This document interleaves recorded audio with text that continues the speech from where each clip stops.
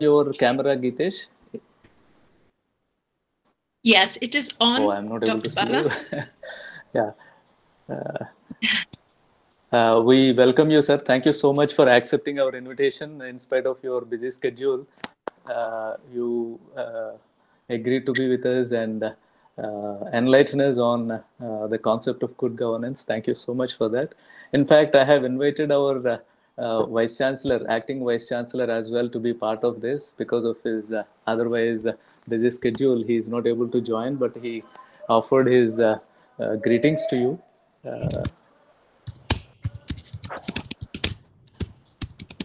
Dr. Geetesh, please tell us when we should begin. Can we begin? Dr. Bala, just give us 1 minute, just half a minute. Yeah.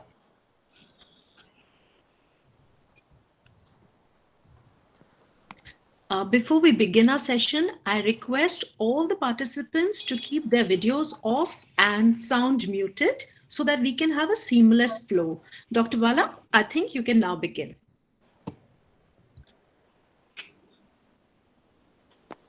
Yeah. Namaskar. Good morning. Shri Vivek Debroyji, today's distinguished speaker, Dr. Geetesh Nirban, co-convener of the webinar, distinguished invitees, dear friends interested in Mahabharata scholarship. I welcome you all to the 21st session of this series of webinars on Mahabharata as hosted by the Department of Philosophy, University of Delhi, Kamala Nehru College, University of Delhi. These webinars are being organized under the aegis of Spark Project, which is a scheme for promotion of academic and research collaboration, an initiative of Ministry of Human Resource Development, now Ministry of Education, Government of India. The title of the project is Yoga Consciousness in Mahabharata and Bhagavad Gita, an ethical value for societal and political well-being. We are working as a team for this project with Professor Vishwa Adluri from Hunter College, City University of New York, USA, as our international principal investigator, Dr. Joydeep Bagchi from Germany, who is associated with Hindu University of America as co-investigator, and Dr. Geetesh Nirban from Department of Philosophy, Kamala Nehru College as the Indian co-investigator, me, Professor Balaganapati Devarkonda, head of the Department of Philosophy, University of Delhi, as the Indian principal investigator. Our extended team consists of Ms. Jayashree Jha, Ms. Anmol Preet Kaur, Ms. Megha Kapoor, who are the research scholars at the Department of Philosophy, University of Delhi, working on various aspects of Mahabharata. In fact, I should underline this fact that they have been working since last 3 years and they have thoroughly read the unbridged versions of Mahabharata, critical editions of Mahabharata thoroughly. So I'm so happy to mention this on this occasion. And we are also supported by Ms. Deepshika, who is a postgraduate student interested in Mahabharata. As far as our project is concerned, it is our collaborative project to revisit the Indian epic to explore yoga consciousness as one of its underlying messages while understanding how dharma as a result of yoga consciousness in Mahabharata can well be interpreted for political and societal well-being. This project is a journey through the roadmap of yoga consciousness to delve deeper into ancient Indian wisdom for reviving the concepts of social responsibility and value embeddedness. It is also a search for answers to the question of right action, thus portraying how yoga consciousness in the form of equanimity and equality in Mahabharata emerges as an ethical ideal. These series of webinars are our humble attempt to make the various aspects of Mahabharata reach the diverse audience who hold interest in the study of the epic. We started this webinars during the extreme phase of lockdown to engage minds with Mahabharata.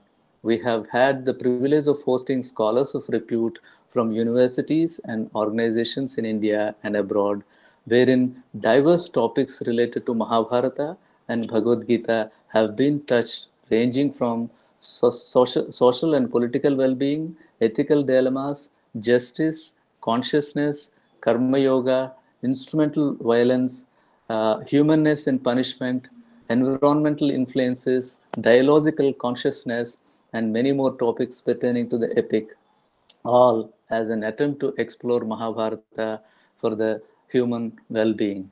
We are very honored today to have with us Sri Vivek Debroyji, Chairman, Economic Advisory Council to Prime Minister of India, a renowned scholar who translated the unabridged version of Mahabharata in 10 volumes. He will be speaking to us today on the notion of governance in Mahabharata. As I have already mentioned, the project is dealing with two important notions at least. One is what is the right course of action, and the other one is societal and political well-being. And these two are closely related to the concept of good governance in the sense that what is the right course of action for an individual, for a person from the family, for a person who is holding a social responsible position, and a person who is holding a responsible position in politics. As it widens, the responsibility also widens, and the course of action that is changes. So that is how there are wonderful principles, universal ethical principles and notions which were stated in Mahabharata, which we have to draw them so that we can get guided appropriately in doing our right course of action in the life, whether it is societal, whether it is at the societal level or at the political level. So that is how social and political well-being, which is the concern of the project, is closely related to good governance. And I'm glad that Sri Vivek Debroyji, in spite of his busy schedules, has agreed to enlighten us on this topic. Now I request Dr. Gitesh Nirban to formally introduce Vivek Debroyji and take the proceedings further. Dr. Gitesh. Thank you, Professor Balaganapati. I don't think I'm visible to anyone, but I'm sure I can be heard. Namaskar and welcome you all to today's webinar, the 21st in the series. Our guest of the day, as Professor Bala just mentioned, is Sri Vivek Debroy, who's the chairman of the Economic Advisory Council to the Prime Minister. Sri Debroy has translated various texts from Sanskrit to English, which have been published by Penguin. The first translation was of the Bhagavad Gita, published by Penguin in 2016. After that, he translated the Mahabharata based on the critical edition from Bhandarkar Oriental Research Institute. This was sequentially published between 2010 and 2014 in 10 volumes and is now available as a 10-volume set since 2015. This translation runs into 2.25 million words. This is only the third time an unabridged translation of the Mahabharata has been done. The other two were by Keshari Mohan Ganguly and Manmat Nath Dutt towards the end of the 19th century. Sri Debroy has even translated the Harivamsha, which is based on the critical edition and was published in 2016. Further, he translated a 3-volume Valmiki Ramayana based on the Baroda critical edition. His translation work is immense. He's also translated the Bhagavad Purana in 3 volumes as well as Markandeya Purana. He's completed translations of Brahma Purana and Vishnu Purana, which will be published very soon. He was conferred with the title of Vachasapati by the Lal Bahadur Shastri Rashtriya Sanskrit Vidyapeeth in 2018. It is our privilege and honor, sir, to have you on the Spark webinar platform of University of Delhi. And we are really delighted to hear from you, your scholarly insights on the topic that you have selected for the day, the notion of governance in the Mahabharata. I welcome you, sir, and I hand it over to you now.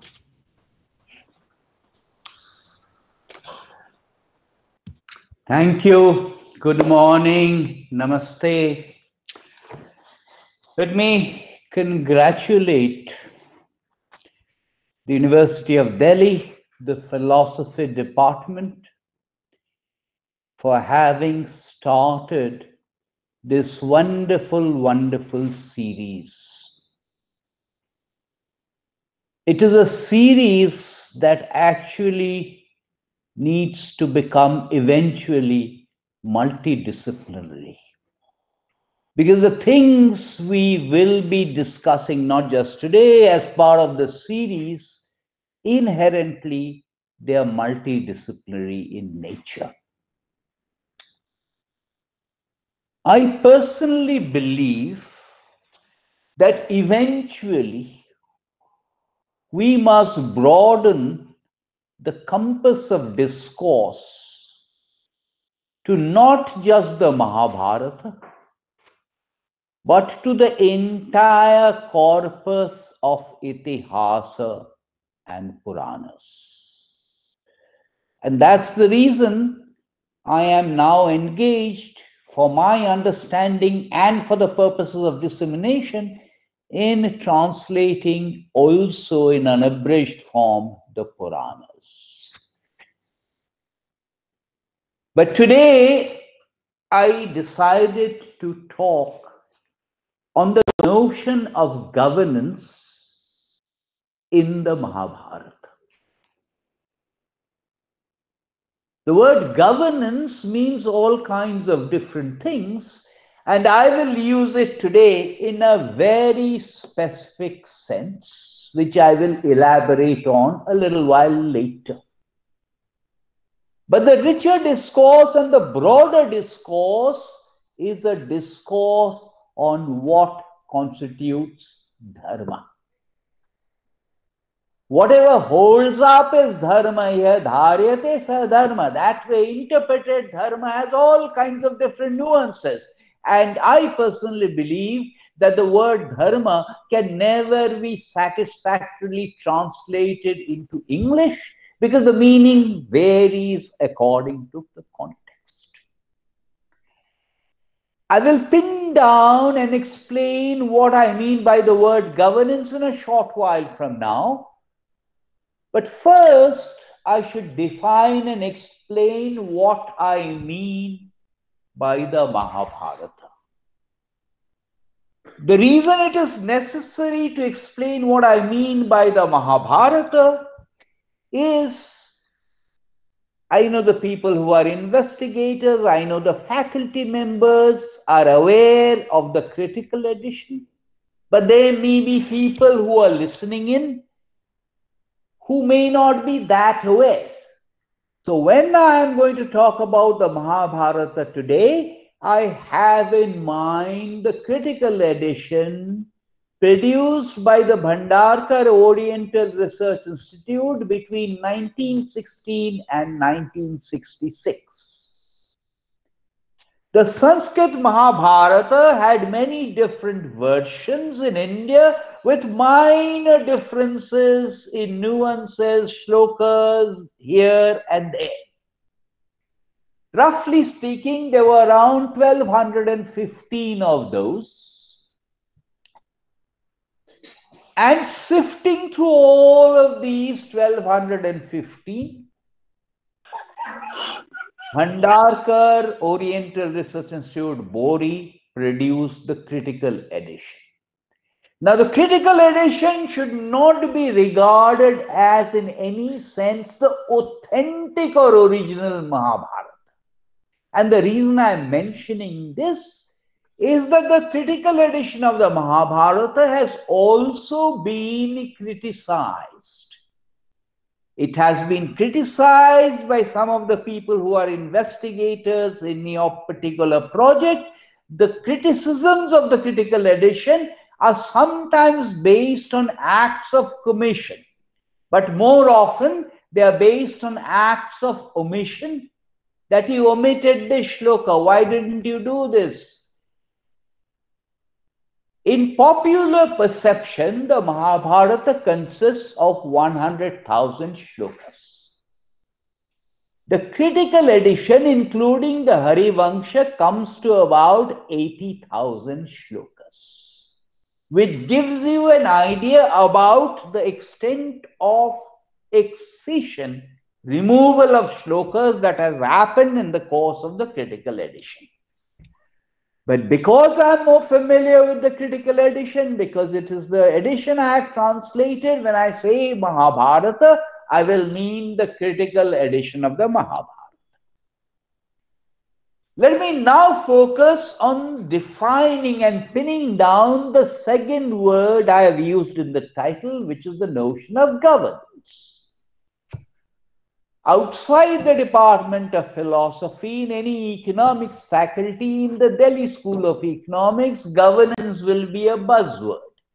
Governance is a buzzword in the area of economics, in the developmental literature, and several people have tried to pin down and define what they mean by governance. There are several definitions: EU, OECD, World Bank.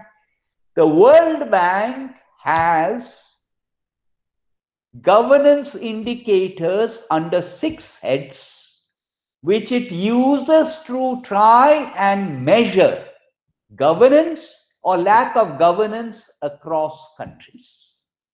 Any cross-country comparison is always very difficult. There are data problems, so let's forget the cross-country comparison. Instead, let me quickly mention the heads, the 6 heads that the World Bank uses.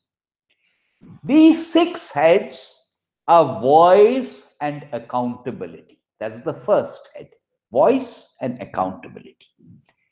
The second head is political stability and absence of violence. The third head is government effectiveness. The fourth head is regulatory quality. Fifth head is rule of law. And the last head is control of corruption. These are the 6 heads the World Bank uses in its governance indicators.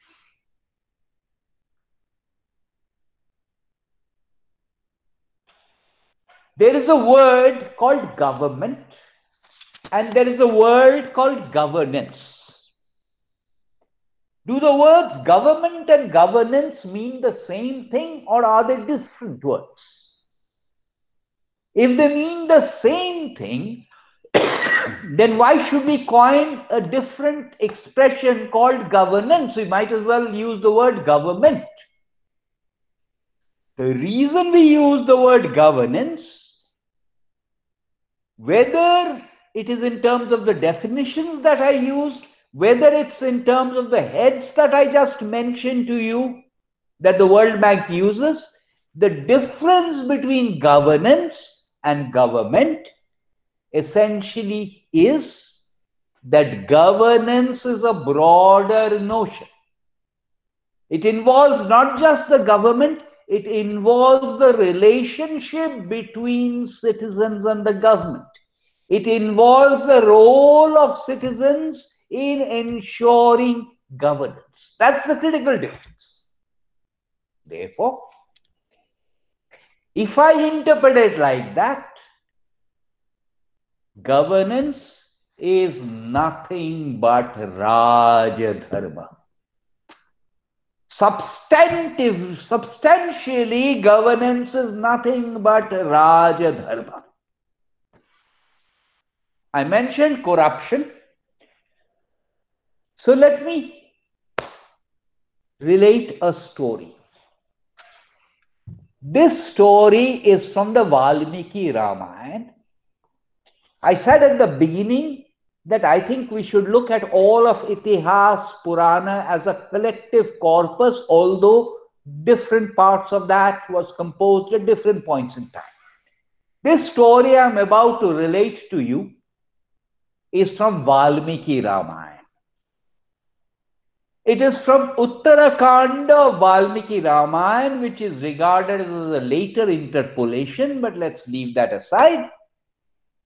This particular story also does not figure because it has been excised from the Baroda critical edition. Nonetheless, it is a good story, so I am about to relate it to it. Rama has come back to Ayodhya. He is ruling well. Everything is well with the world. Citizens have nothing to complain about. People do not die before their appointed time. There is rain, there is no drought, there is no famine, there are no ailments, everyone is happy. Even then, outside the palace, there is a bell. And whoever has a complaint can come and ring that bell, and the person with that complaint will now be taken before Rama. And it is Lakshmana's task to go and check whether in the morning anyone has come with that complaint and whether anyone is ringing that bell. There was a dog which was sleeping along the road. The dog was sleeping on the road. Along came a Brahmana. And the dog was obstructing the Brahmana's path. The Brahmana picked up his stick and beat the dog on its head. The dog came running to the palace and complained. Lakshmana said, "You're a dog. You can't go before the king." The dog said, "Who said? King Rama has said everyone who has got a complaint can go before the king." So after a great deal of persuasion, the dog is taken before King Rama. And the dog says, "I have a complaint. It is true that I was obstructing the Brahmana's path, but all the Brahmana had to do was to request me to move and I would have moved. Instead of requesting me to move, he picked up his stick and beat me on the head. So he is guilty, you must punish him." So the Brahmana is summoned. The Brahmana is questioned. Are the facts exactly as the dog described them? The Brahmana says, "Yes, it is true. I should have asked the dog to move. I didn't ask the dog to move. I beat him on the head." So it was proved that the Brahmana had been guilty. So King Rama looks at all his mantris, his advisors, amatyas, and asks, "Tell me, what should I do?" All of them say, "You cannot punish a Brahmana. A Brahmana cannot be punished." Dog says, "He's guilty. You must punish him. You're the king. Your job is to punish the wicked. He's committed a crime. How can you not punish him?" So Rama looks at the dog and says, "Dog, tell me, what do you think I should do?" The dog says, "Make him the Kuladhipati, the Lord." I know this is the University of Delhi, and I think the Vice Chancellor is called Kuladhipati, but this is a different Kuladhipati. So make him the Kuladhipati of Kalinjar. Kalinjar is a fort which still exists in Bundelkhand in UP. The word Kalinjar essentially means the destroyer of time. So the dog says, "Make him the Lord of Kalinjar." So Rama says, "Okay, make him the Lord of Kalinjar." So the Brahmana has put an elephant with a lot of horses, a lot of servants, with a lot of riches. He goes off to Kalinjar.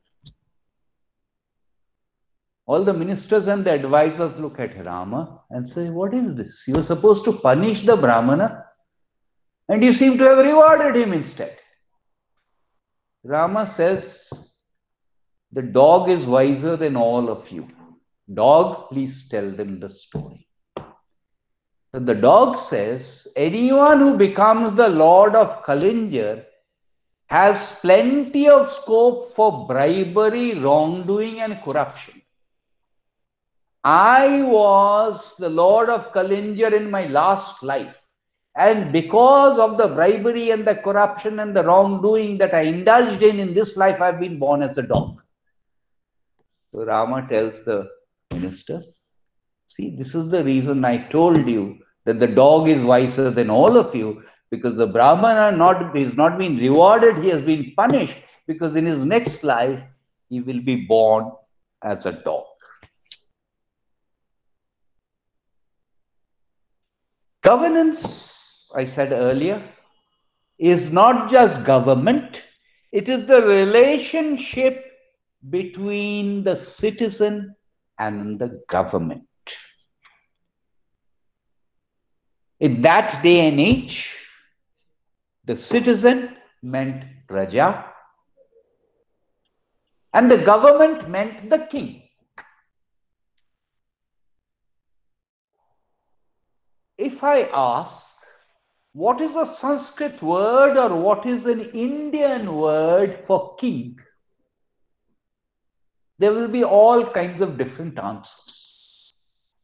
But one of them will be a variant of Rajan, a Raja. There are others also. Nripa is also king.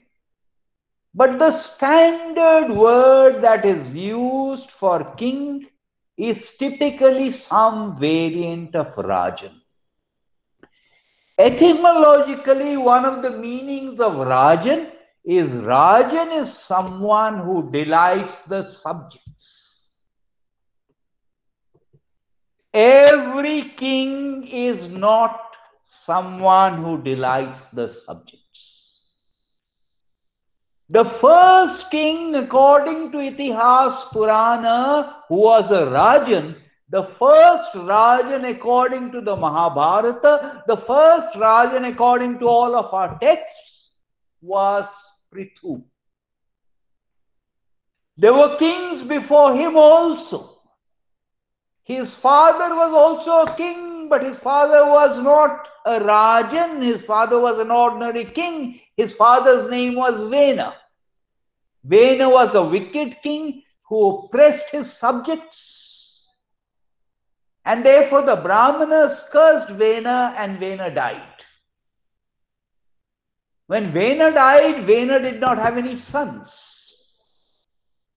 And for Raja Dharma to exist, you need a king. You need a king, otherwise there will be anarchy. The virtuous will not be protected. The wicked will not be punished. And there was a problem in the kingdom because Vena had died without leaving a son. So the Brahmanas began to need Vena's arm.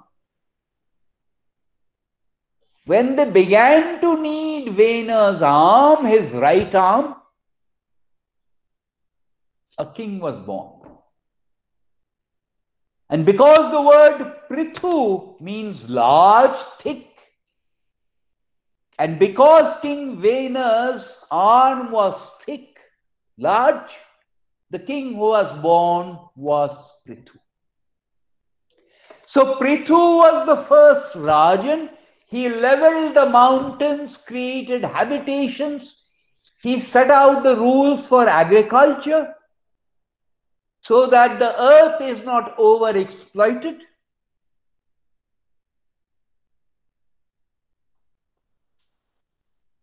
As a result of all of this, the earth became Prithu's daughter, which is the reason the earth is called Prithvi or Prithivi. In terms of Satya Yuga, Treta Yuga, Dwapar Yuga and Kali Yuga, in Satya Yuga, we did not need kings because in Satya Yuga, people were naturally virtuous. There was no need for a king to wield the rod of punishment for the wicked and to protect the virtuous. It is in Treta Yuga with Prithu that the system of kings started. I said I'm going to talk about governance and Raja Dharma, which an economist will interpret as not just governance but political economy.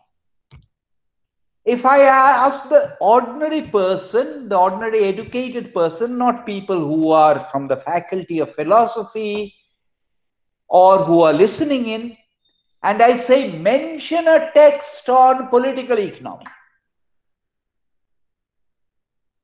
the probability is pretty high that person will say Kautilya's Arthashastra.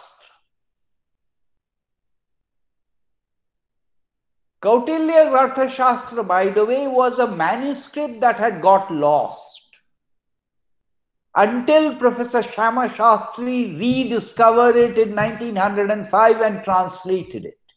And today everyone refers to Kautilya's Arthashastra without realizing that there are at least another 10 or 11 other texts which also talk about the same topic. If I mention Niti Shastra, most people will interpret it as Hitopadesh, Panchatantra, maybe Bhartrihari's Niti Shatak. But the whole range of texts which were Niti Shastra. Amongst other things, 2 years ago, the Economic Survey mentioned Kamandakiya's Niti Shastra. The question I'm raising is whether it is Niti Shastra, Dharma Shastra, particularly Rajadharma. All texts, including the Mahabharata, have sections on these. The National Manuscript Mission, Namami, estimates that there are 40 million manuscripts defined as Puthis, more than 75 years old, and this is texts that were written down. That there are estimated 40 million texts that exist in the form of manuscripts in India. Roughly 5% of them have been translated. So now one of the side points I want to make is if only 5%, an estimated 5% has been translated, what about the knowledge in the remaining 95%? What about the knowledge that was not even in written down form but was transmitted orally? What are we going to collectively do to preserve this? The Mahabharata at least is better off. We have some text which has been translated, but there's all of this other corpus. What is the Mahabharata? Different people look at it differently. Most people who do not read the unabridged Mahabharata, and my plea to everyone is to read the unabridged Mahabharata. For people who do not read the unabridged Mahabharata but read some abridged version, watch some abridged version on television. In this day and age, everyone wants things in 140 characters. Like prime time TV, give me an answer in 30 seconds. So for people who have that kind of mental attitude, the Mahabharata is a story about the Kauravas and the Pandavas. But the story about the Kauravas and the Pandavas is a very, very small bit of the 80,000 or 100,000 shlokas the Mahabharata has. The Mahabharata has a geography. Extensive sections on geography. The Mahabharata has extensive sections on history. The Mahabharata is itihasa, itihasa. It's not myth. This is indeed what occurred in the literal translation of itihasa. It has large sections on individual dharma, which the professor mentioned in the introduction. It has large sections on community dharma. And it has large sections on Raja Dharma.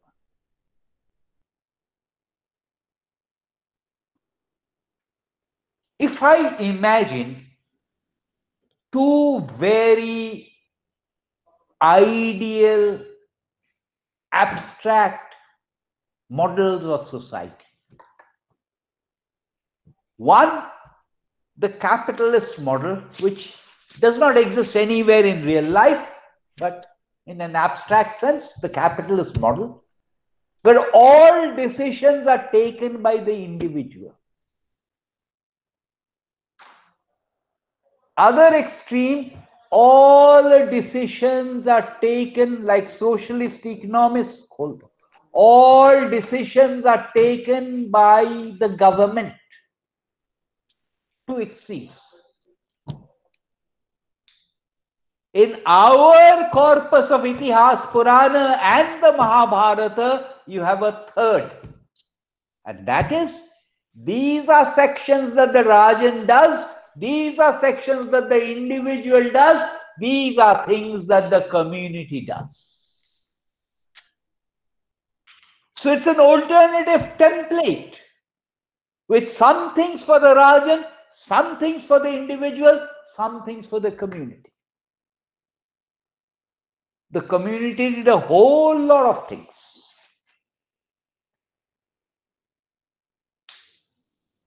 Was there a competition commission to ensure unfair trade practices and restrictive business practices? No, there wasn't. The Srenis did that. Was there a national skill development corporation? No, the Srenis imparted the skills. Who enforced MRP? The Srenis did that. And we don't have to go back thousands of years ago. The British documented everything. So the British brought out these district gazetteers towards the end of the 19th century. Ambala district gazetteer for the year 1883. What was happening in 1883 in Ambala? A canal had to be built. What was the expenditure on this canal in 1883? In 1883, rupees around 45,000. How much did the government pay? 20,000. Who paid the remaining 25,000? Roughly, the community did. So this, not thousands of years ago, but even 100 years ago, was our inheritance, our legacy, our template as defined in this Itihas Purana corpus. At some level, and I'm stretching the expression too much, this is a question of also about what Hinduism is. And different people have answers. Typically, most answers about Hinduism will be Vedanta, Upanishad, Bhagavad Gita. All that is true. But in terms of the fourfold ashrama classification, there was the Brahmacharya, there was the Garhastha, there was the Vanaprastha, and there was the Sannyas. Who composed the Brahmanas, the Aranyakas, and the Upanishads? People who were in Vanaprastha and Sannyas. What did the vast majority of the population do then? The vast majority of the population then, as today, they were Grihasthas. So where is their dharma? Moksha dharma is a different thing, but otherwise in their normal pursuit of dharma, artha, kama, where is their dharma stated? It is stated in the Pancham Veda, which is the Itihas and the Purana. In the Mahabharata, just before, just after, in Sabha Parva, just after Yudhishthira's Rajasya Yajna, Narada comes, and Narada asking Yudhishthira some questions about the kingdom. Is everyone in the kingdom happy? Are you taxing too heavily? Are agriculturalists happy? He did not ask about manufacturing because manufacturing and Make in India did not exist then. But he asked about everyone else.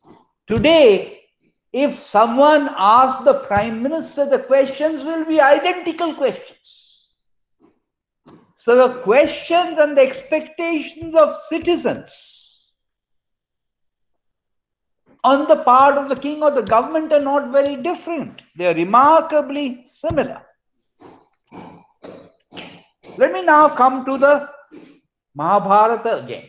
Today, we imagine that the Mahabharata has 18 parvas, as it indeed does. And all of us are familiar with the names of the 18 parvas, not all of which are equal in length. But there is evidence in the Mahabharata that earlier there was a 100 parva classification, And I'm not talking about dating the Kurukshetra war, but dating the composition, if that is the word to use. We have a rough span of 5,500 BCE to 500 CE. That is a span of 1,000 years. Over a span of 1,000 years, obviously some notions change because society changes. But coming back to the Mahabharata in the 18 Parva classification, there are substantive sections on governance in Aranyaka Parva or Vana Parva, in Shanti Parva, in Anushasana Parva, and even in Ashwamedhika Parva. Particularly in Vana Parva, Shanti Parva, and Anushasana Parva. I mentioned earlier this problem with people not reading the unabridged version. How many times does the average person read Vana Parva, Shanti Parva, and Anushasana Parva? They don't, because it is perceived to be boring. Let me now turn to the Bhagavad Gita, which I mentioned. It's the Bhagavad Gita. The word Bhagavat is an adjective. And Gita is anything that was sung.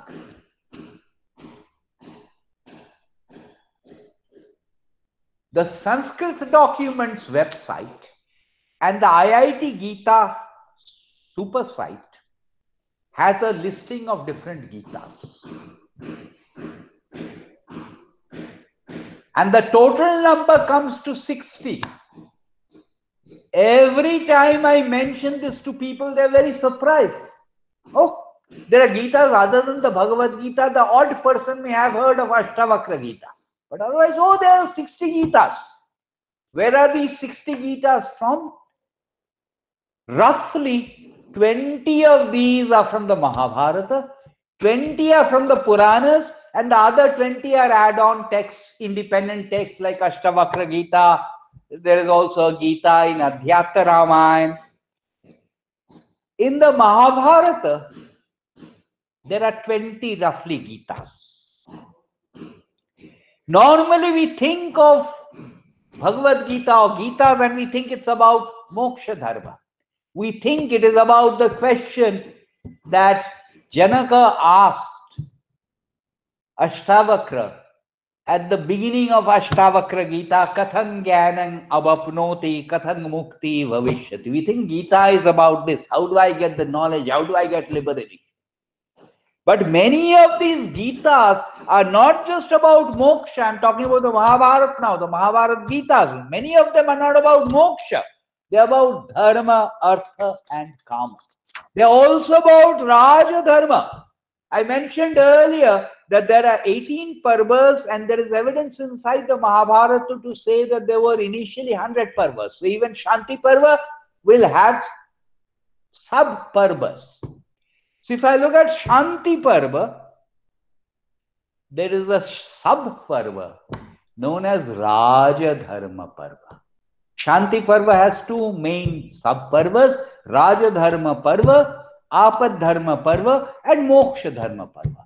In Raja Dharma Parva, there are 5 Gitas. Utatha Gita, Bamadev Gita, Kamanda Gita, Rishabha Gita, and Niyama Gita. And because they are in Raja Dharma Parva, they are not about Moksha Dharma, they are about what the king should do.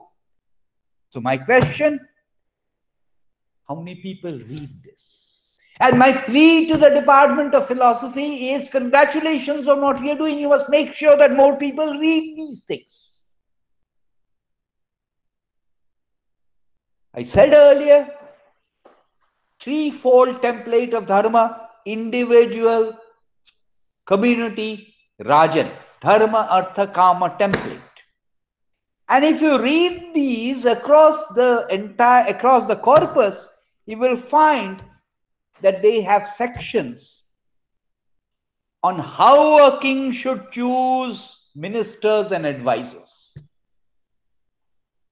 When we read the Valmiki Ramayana, we think of Rama Rajya when King Rama was the king. But there are extensive sections on Dasharatha and the way Dasharatha went about choosing ministers, advisors. There are extensive sections on external relations. How you engage spies. When do you have fraternal relations? When do you fight?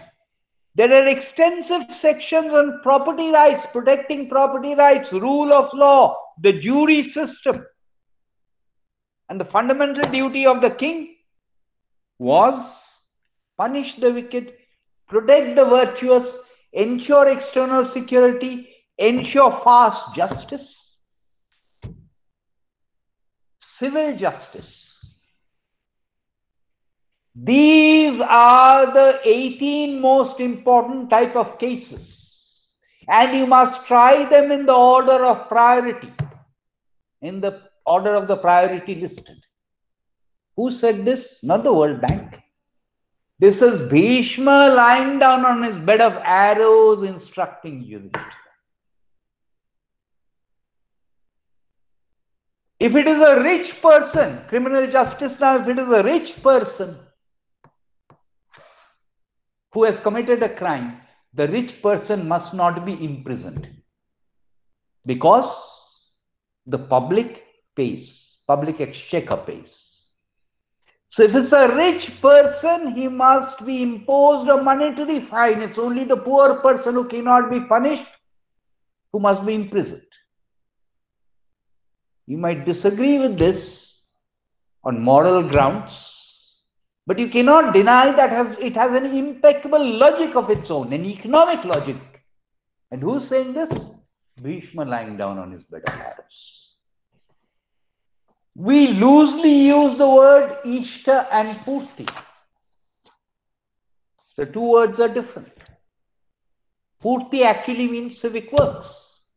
So the extensive sections on what civic works a Rajan must perform, as well as the civic works the community must perform, the individual must perform. The Constitution talks about citizens' rights and responsibilities. The citizens' rights and responsibilities were enshrined in our texts much before the Constitution came into being. The king's responsibilities, which I have described, was much more limited. Today, how much do union government and state government collect as taxes? Less than 16% of GDP, 15 point something percent of GDP. In that day and age, how much does the state collect as taxes? 16% of GDP. But the king or government's duties were limited. I think what eventually University of Philosophy should do, because I cannot in the course of this brief talk about everything that is said on governance in the Mahabharata. But I think I've been able to convey a flavor of why we should read the Mahabharata and what kinds of things are there in the Mahabharata. I think eventually someone should spin out an entire course on governance in the Mahabharata, Dharma in the Mahabharata, Raja Dharma in the Mahabharata. Why just the Mahabharata in all of Itihas and Purana? Thank you very much. Thank you, Professor Bala, for handing it over to me. So we actually are very honored that you gave us time today, and your whole address has led to the greatest emphasis on reading the unabridged version of the epic Mahabharata. And as Professor Bala just mentioned, we are really encouraging this a lot amongst the younger scholars who are very keen to take up research as well as projects based upon the epic. And yes, sir, this is what is most seriously to be taken, more and more seriously to be taken, as it will help many to seek answers to questions that we are even grappling with in 21st century. I take this opportunity on behalf of the Department of Philosophy, University of Delhi and Kamala Nehru College to thank you for sparing time and giving us newer insights. And most importantly, the message to go back to the unabridged version.